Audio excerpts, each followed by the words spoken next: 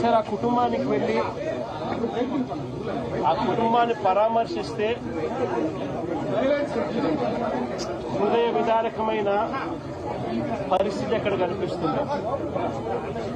ఈ పెద్దమ్మ ఆ బాబు వాళ్ళ నాయనమ్మ,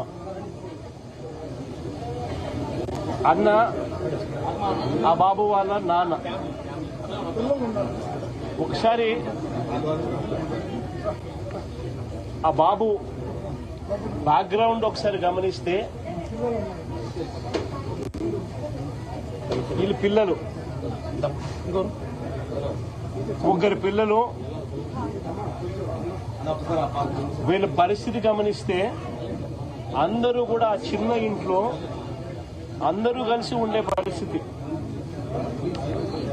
అటువంటి పేదరికంలో బ్రతుకుతా ఉన్న వీళ్లను ఈ వ్యవస్థ ఎలా చిన్నాభిన్నం చేసింది అన్నదానికి నిదర్శనం. ఆ పిల్లాడు ఒక టాక్సీ డ్రైవర్. గత 8 సంవత్సరాలుగా ఆ పిల్లాడి మీద ఎటువంటి కేసులు కూడా లేవు. 8 సంవత్సరాల కిందట ఏదైనా చిన్న చిత్తగా కేసులు ఏదైనా ఉండింటే ఆ కేసులు కూడా కొట్టేశారు. ఏ కేసులోనూ ఆ పిల్లాడికి శిక్ష కూడా వల్ల 8 సంవత్సరాల కిందట ఏదైనా ఉండింటే కూడా. ఈ 8 సంవత్సరాలుగా టాక్సీ తోలుకుంటా ఉన్నాడు. ఎటువంటి చిన్న చిత్తగా కేసులు కూడా లేవు. మరి ఎందుకు అలాంటి పిల్లాడిని బలవంతంగా పోలీస్ స్టేషన్ కు రోజు రమ్మని చెప్పి హెరాస్ చేయడం? గత 3 నెలలుగా ఆ పిల్లాడిని హెరాస్ చేస్తూ ఆ హెరాస్మెంట్ చేయడమే కాకుండా ఆ హెరాస్మెంట్ తట్టుకోలేక ఆ పిల్లాడు చనిపోయి ఆత్మహత్య చేసుకునే అంత దూరం ఆ హెరాస్మెంట్ చేయడం మొదలు పెడితే నిజంగా పోలీస్ వ్యవస్థ అన్నది ఎలా దిగజారిపోయింది అని చెప్పడానికి ఇవి నిదర్శనం. హార్డ్లీ 40 years, 40 ఏళ్ళు కూడా ఆ పిల్లాడికి లేవు. Less than 40 years age. భార్య ఉంది, చిన్న పిల్లలు ఉన్నారు. ఒక చిన్న టాక్సీ డ్రైవరు. ఎందుకు స్టేషన్కి పిలిపిస్తా ఉన్నారు? ఎలాంటి కేసులు కూడా లేవు. కేసులు ఆల్రెడీ పాస్ అయి కొట్టేశారు. చిన్న చిత్తకా కేసులు. 8 సంవత్సరానికి ఎటువంటి చిన్న చిత్తకా కేసు కూడా లేదు.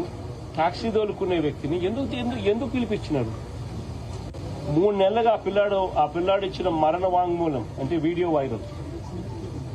రికార్డింగ్ ఒకసారి చూస్తే ఆ పిల్లాడు దాంట్లో మాట్లాడిన మాటలు ఏమిటి?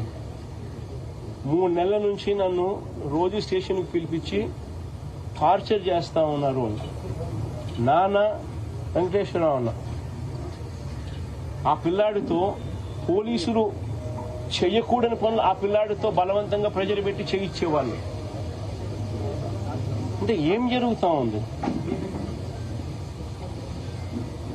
ఎంత కూడా రాజధానిలో so called capital, so called రాజధాని చంద్రబాబు నాయుడు పక్కన ఉంటాడు. అమరావతి అనేది కాదు మన రాజధాని. సో కాల్డ్ విజయవాడ మన రాజధాని. వాస్తవం చెప్పాలి, అందరం ఇక్కడే ఉంటాం.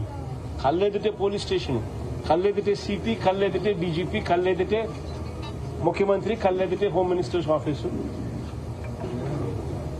శ్రీలంక పోలీస్ స్టేషన్ వచ్చే పరిధి కూడా డైరెక్ట్ గా సిపి పరిధి.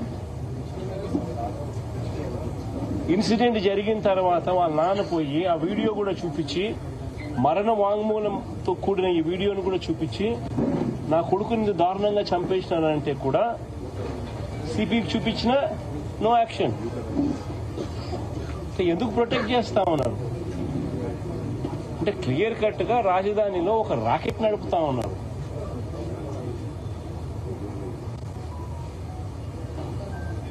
పోలీస్ స్టేషన్ లో పనిచేసే సిఐ, ఆ సిఐకి ప్రొటెక్షన్ సిపి, ఆ సిపికి ప్రొటెక్షన్ డీజీపీ, ఆ డీజీపీకి ప్రొటెక్షన్ చంద్రబాబు నాయుడు గారు. ఇదే మాదిరిగా ప్రొటెక్షన్ ఒకరికొకరు ఇచ్చుకుంటా పోలీస్ స్టేషన్లలో ఉండాల్సిన వీడియో కెమెరాలు, వీడియో ఫుటేజ్, పోలీస్ స్టేషన్లలో మ్యాండేటరీగా ఉండాల్సిన వీడియో ఫుటేజ్ డిలీట్ అయిపోయింది. 1 month లో 2 మర్డర్ కేసులు, లాకప్ డెత్లు,